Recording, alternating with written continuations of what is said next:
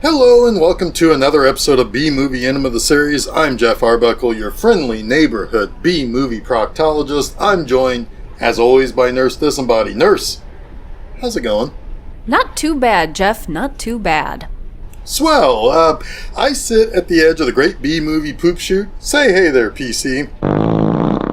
Yeah, that's the stuff. It also looks like Poop Chute just did what he does best. Provide us this week's movie. Let's check it out and see what he sent. I hope it's another spooky movie. It is almost Halloween after all. Well, how about a movie called Haunts? That would probably fit the bill. Well, about that. Uh-oh. Oh, no, don't fret. I just think that the name of the movie elicits one idea, but the movie actually is something else that makes it pretty dang interesting, if you ask me. Okay, you've got me back into what this movie might be serving up. Excellent. Now, we're going to see a couple of faces in this movie that we've seen before on B-Movie Enema the series, but let's talk about the key figures behind the scenes first. Let's do it. Haunts was directed by Herb Fried. Now, Fried also co-wrote this movie, as he did most of his films. Fried's first movie was a drama called AWOL, which, I don't know, if I had to guess, probably had to be colored with anti-war sentiments in the early 70s. But 4 years later, Fried returned with this film. Now, for the most part, Haunts kicks off a trio of movies in the horror genre that Fried would be most remembered for. After Haunts, another 4 years passed before Fried's next film, Beyond Evil, which starred Linda Day George and John Saxon. Now, I've talked about that movie on this other thing I do called Monster Mondays at this other site called Film Seizure. But that movie was a little bit of an Exorcist type movie with Linda Day George getting possessed and shooting green eye beams. But right after that movie, Fried made the slasher in the vein of Halloween and Friday the 13th called Graduation Day. That's a movie that features Linda Day George's husband, Christopher George, as well as recognizable faces like Michael Pataki, Vanna White, and Linnea Quigley. And that kind of closes out the trio of movies that Fried is best known for. However, there is a fourth movie that I recognize from the video store, 1985's Tomboy. That starred Betsy Russell. Now, I suspect I mostly remember the movie because of Betsy Russell on the cover of the box looking all adorably tomboyish. But after Tomboy, for the most part, Fried spent the rest of his career doing action flicks that were likely all released directly to cable or video. It doesn't seem like he did a whole lot. Looks like he only directed 10 movies and wrote 8. Yeah, and what's kind of interesting about Fried was that he didn't get into filmmaking until he was in his late 30s. Prior to moving out to Los Angeles to become a film director, he was born and raised in Youngstown, Ohio. He then became a rabbi at Temple Beth Shalom in Mahopac, New York. He did that for 8 years before heading out west to make movies. Now, he didn't go out there alone. While he was serving as rabbi at Temple Beth Shalom, he was married to Anne Maris. She was also seemingly wanting to be in filmmaking because she co-wrote 2 scripts with her. She co-wrote this movie and 1981's Graduation Day. Sadly, Anne died in 1984 from cancer. But a year later, Fried married his second wife, film editor Marion Siegel. Now, Marion had previously been married to George Siegel. Of course, George had a massive career on both TV and in films. He was nominated for Best Supporting Actor for Who's Afraid of Virginia Woolf and appeared as a regular on the ABC television series The Goldbergs until he passed away in 2021. Marion edited 3 of her husband Herb's movies, but sadly, she passed away in 2011 after a long illness. Aw, poor guy. Yeah, he might have been twice widowed, but honestly, he's lucky because he was married to both women for a long time before they passed. Now, we'll see a couple of faces we know quite well, and we'll talk about them in the next segment. But before we get into the movie, I do want to point out who composed the music for this movie. Pino Donaggio. Wait, that's his name? Sounds like a kind of wine. No, that really is his name. Donaggio has done a ton of film scores, and almost all of them are memorable in some way. His first was for 1973's Don't Look Now, and after that, he worked on a couple of Italian films before making 1976 a year that would basically make the rest of his career. Not only did he do Haunts, but he also collaborated for the first time with Brian De Palma on the score for Carrie. He worked regularly with De Palma for decades. Other scores he's done, especially in the horror genre, are Piranha, Tourist Trap, The Howling, Fulci's The Black Cat, and the George Romero and Dario Argento collaboration, Two Evil Eyes. He's even worked with the master of European skin flicks, Tinto Brass. Okay, so let's get into this interesting little movie, and when we come back, we'll talk about our leading stars. Jeff? Yes? What are we watching? Is this a horror movie? A ghost movie? If so, where are the ghosts that are haunting things? What is going on? All I know is that Cameron Mitchell is in this, and that's it. Yes, he is. So we do need to let the movie play out. Now, we'll talk a little bit more later about what this movie is trying to accomplish, so you need to give the movie a little bit of space, nurse. I just complained last week that Devils of Darkness was too slow for my tastes. Yeah, but you were also under the influence of an evil devil cult. Yeah, but I don't think that had anything to do with my not enjoying the movie that much. Fair, but let's just let the movie play out for a bit. If you say so.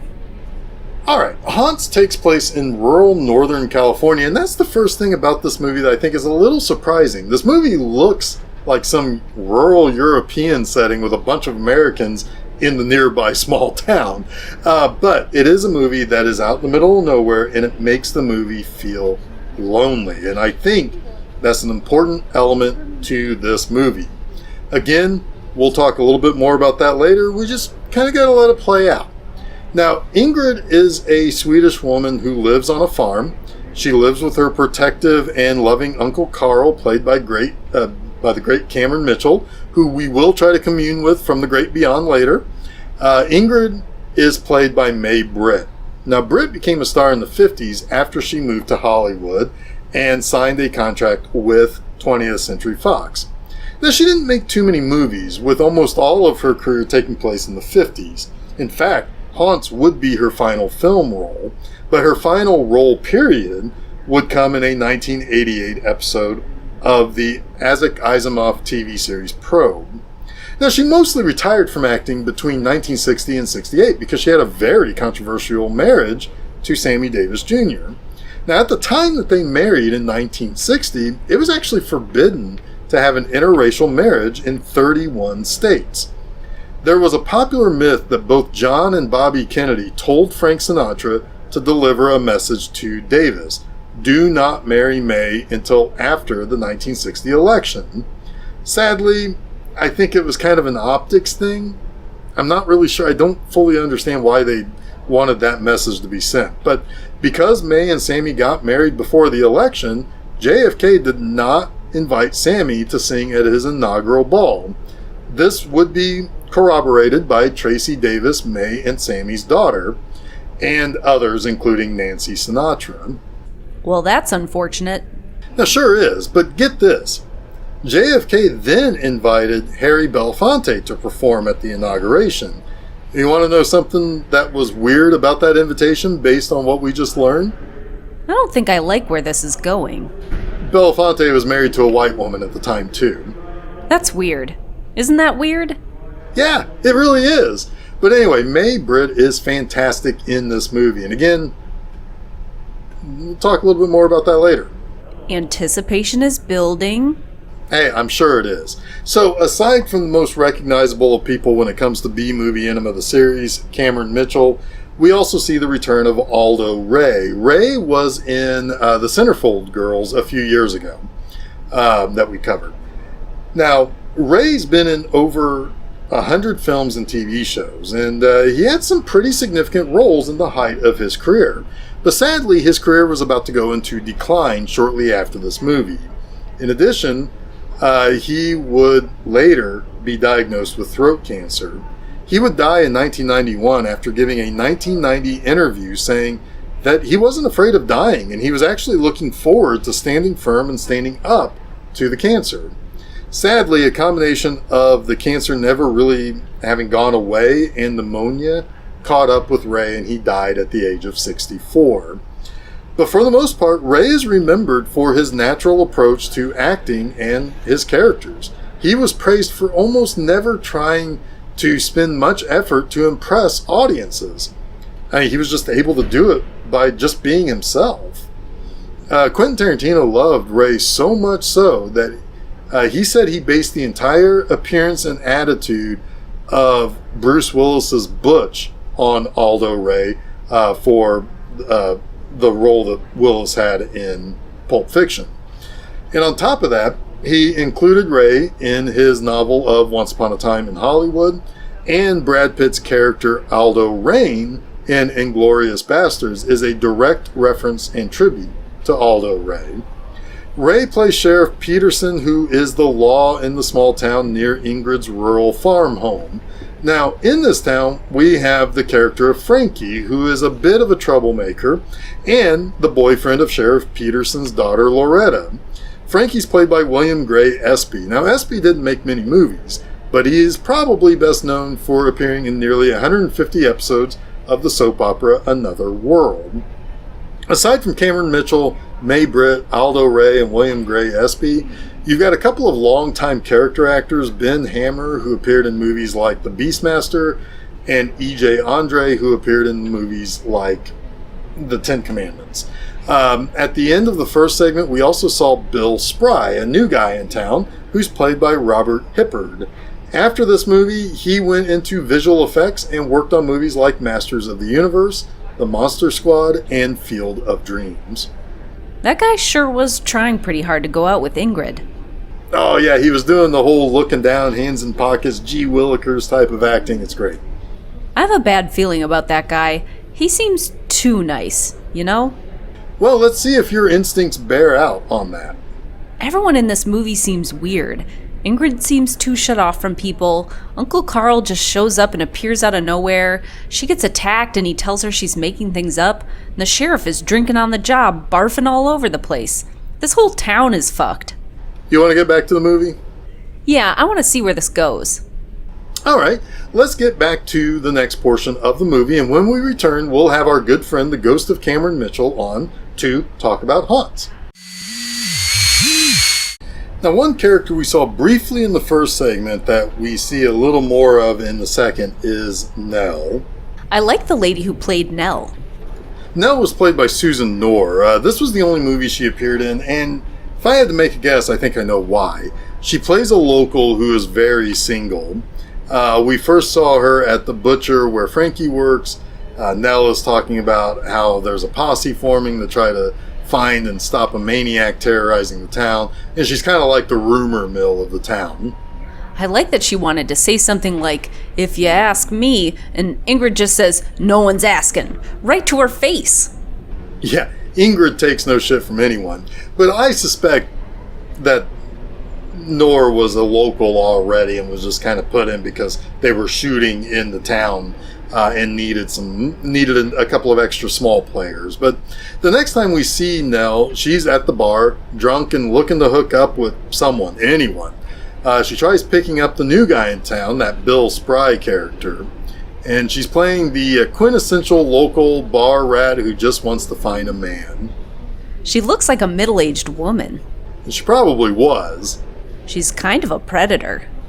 Yeah, she is the one person you see at a party or the bar and you desperately do not want her to approach you. Well, at least the bartender seems like he likes her. Yeah, I suppose so. Now, this movie just kind of feels authentic, at least in the way that the characters in this town kind of play off of each other. You see all sorts of people, from the small town drunk sheriff who drinks because there's nothing else to do. Nell is the woman on the prowl who is man crazy but probably past her prime. The choir conductor is like any other church lady you'd see in a small town. The sheriff's daughter is messing around with a guy who comes off as a little dangerous or no good because there's no one else for her to hook up with. I don't mean to be mean, but this movie feels like most of the characters have a layer of white trashiness to them.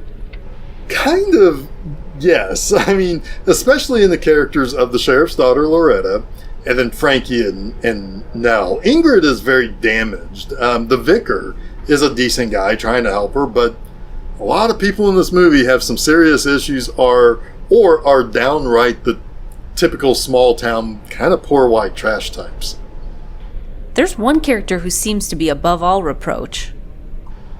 And that's right, old Uncle Carl. Speaking of, let's see if our friend is there in the clouds to talk about it. Mr. Mitchell, are you up there?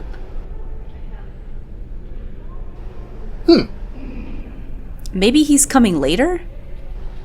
I mean, he said he'd be ready. Cameron?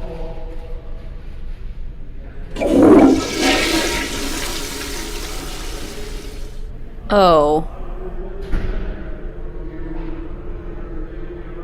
Hey, there he is. How's it going, Mr. Mitchell? Sorry about that, Jeffrey. I was draining the little guy. You still have to use the bathroom in the afterlife? Are you kidding me? It's worse than ever in the afterlife. It's like you have a ghost bladder. Well, in a way. I suppose you're right. Anyway, what can I do you for, Jeffrey? We're watching Haunts. Yeah, that's a weird one. That's the one about the woman who has the goat, right? That's the one. Oh yeah, that is a weird one. Not really sure what that movie was going for. Now, just before you appeared, we were talking about the various people in the movie coming off as pretty natural. Like, they were just people in this town being put into this movie. Do you have any memories of working on that? Not many. I only had scenes directly with Ingrid and Aldo. But that bar where that drunk cougar was hanging out in? Yeah? Yeah, I remember that bar pretty good. Speaking of bathrooms, I spent enough time getting shit-faced that I had to use the bathroom a few times. Sometimes for stuff coming out of the attic, sometimes coming out of the hose, and sometimes coming out of the basement, if you know what I mean. It's not always the people you meet, but the memories you make along the way, right, nurse? Sure. Anyway, I didn't spend too much time in that movie. It's not like I'm in too many scenes, Now, you said something about how you didn't really understand what this movie was about.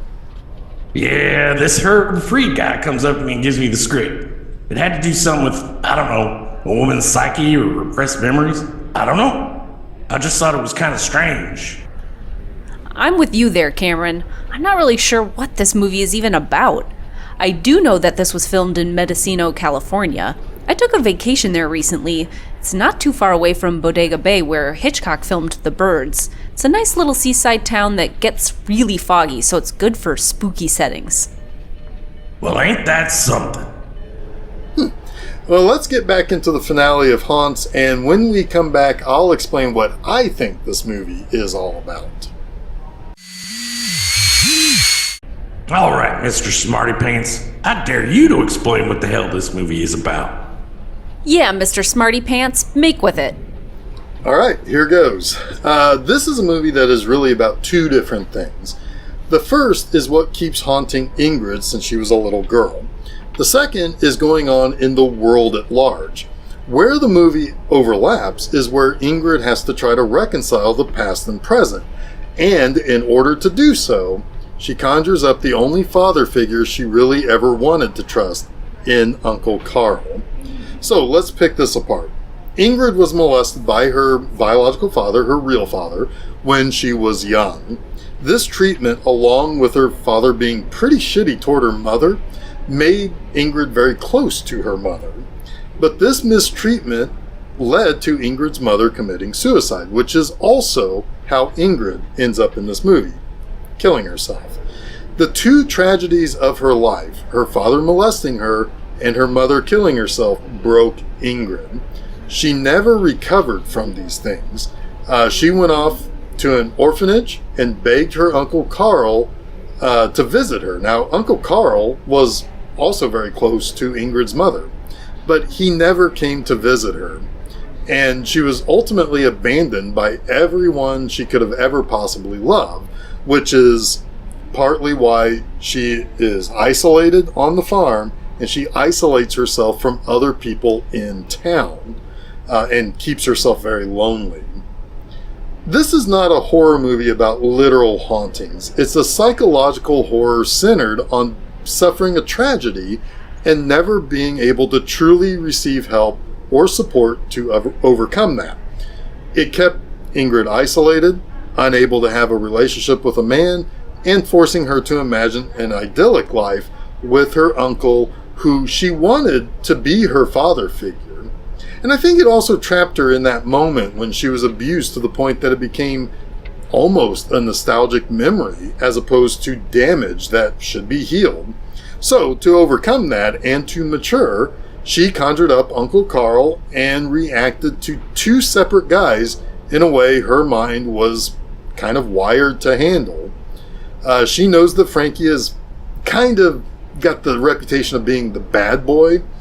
At least around town, he has that reputation. So her own potential attraction to him becomes a weird fantasy of abuse and sex as danger that she learned as a little girl from her father. Then there is a true killer going around and killing women who happens to be the new guy in town, Bill. And if I had to make a read on that, she pins that on Frankie because she knows Frankie. She's attracted to him and therefore sees him as a threat to her. Bill is an unknown element. And that's just everything going on with Ingrid. The other side of this movie is just more of a regular slice of life type of picture. Frankie is dating Loretta, the sheriff's daughter. The sheriff thinks Frankie's no good for her and is possibly a pretty bad guy. Frankie has knocked Loretta up, which creates a lot of strife between the two of them, which will eventually lead to her father getting pretty upset and punchy towards Frankie. But meanwhile, there's a guy attacking people. That guy killed Nell and attacked Ingrid. The only info given about the attack on Ingrid while she walked home that night from choir practice is that it had to be Frankie, and it places the sheriff into his own spiral.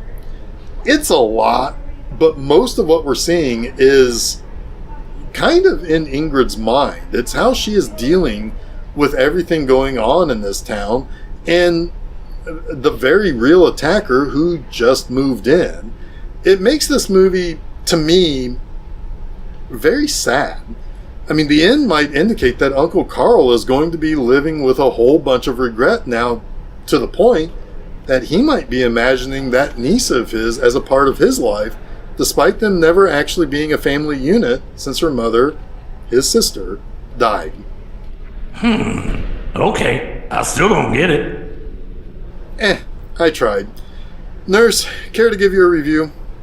This movie was a little bit better than last week's while having a slow tempo to it. I'm not entirely sure I know why I like it a little more than Devils of Darkness. I guess I thought the acting was better, the mood was there, and the plot kept me interested. And I think I see what you're saying about the movie and why it's called Haunts. I see the original title was The Veil, but I'm not sure that's better. Maybe a title like Ingrid is having trouble living in the real world would be better and easier to know what to expect, but probably gives away the big reveal at the end. I give this movie 3 poops out of 5. Not bad. Yeah, the title is a little bit misleading, but it is psychological in nature, and it could be argued if it's a psychological drama or a psychological thriller. I do like that the movie does plant the seed to make you kind of wonder if Ingrid killed anyone, particularly Nell, who she clearly didn't seem to care much for, and Nell's body was found on her property. But I'm also glad they didn't go through with that. I think she killed her goat. But I also think that was all part of the fantasy that she killed Frankie. Something was buried, but it wasn't a human body. Just the body of her beloved goat. However, I also kind of like the idea that the goat died on its own, and it potentially started this entire spiral, or she killed the goat and buried it knowing that she was about to kill herself and didn't want the goat to be left with no one to care for her. I mean, the movie very easily could have been made, with that whole crazy woman, the killer, when she wouldn't really have any reason to be the killer. So it was kind of nice that she was never really truly a suspect for murder. And in the end, there was much more sympathy for Ingrid than what could have been granted her in a movie from the mid-70s. And, and Fried wrote this with his wife, talking about the female psyche and how it deals with tragedy.